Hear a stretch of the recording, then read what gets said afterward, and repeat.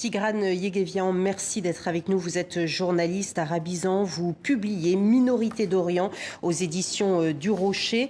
Une fine analyse historique complexe, mais parce que c'est complexe tout ce qui se joue dans cette région du monde. Sur les Kurdes, vous dites, ces éternelles victimes des pouvoirs autoritaires de la région, le plus grand peuple sans État, les seuls à même d'affronter sur le terrain les djihadistes de l'État islamique. Alors du coup, à la lecture de ce qui se passe aujourd'hui, du lâchage des forces kurdes de Syrie par les États-Unis, de l'offensive turque lancée lundi, puis là, du cessez-le-feu qui doit débuter aujourd'hui, on a l'impression que l'histoire sans cesse se répète.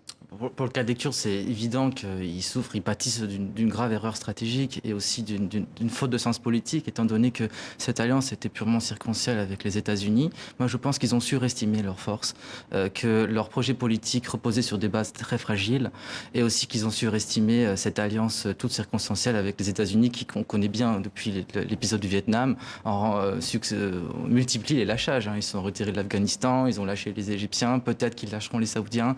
Donc, à mon sens, il aurait été... Ils avaient lâché les Kurdes d'Irak également. Oui, bien sûr, ils ont aussi Donc lâché... justement, mais comment ça se fait qu'il y a eu cette... C'est quoi? C'est une confiance aveugle? Ils n'ont pas réalisé que ça allait...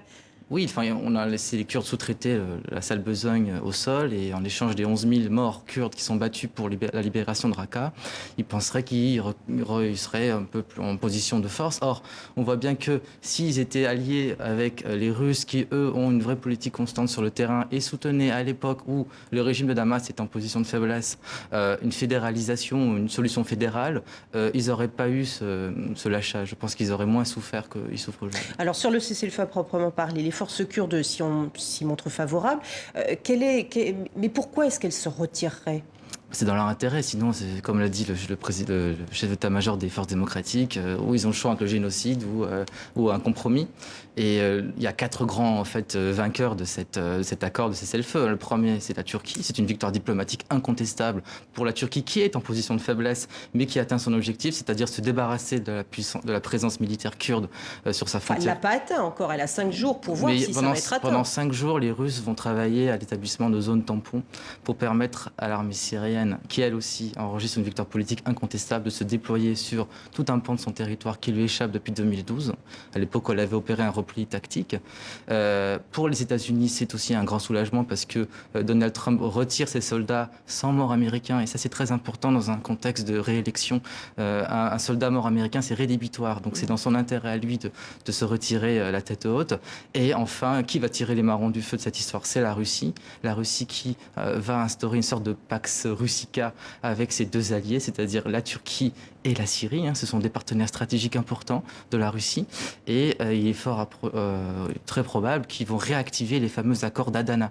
Les accords d'Adana qui remontent à 1998, à l'époque où la Syrie et la Turquie avaient frôlé la guerre, qui autorisent aux armées des 2 pays de faire des incursions dans le territoire de l'autre, sur une bande de 5 km de profondeur. Alors on mentionne beaucoup les Kurdes dans le nord-est de la Syrie, mais il y a énormément de Kurdes également à Alep, à Damas.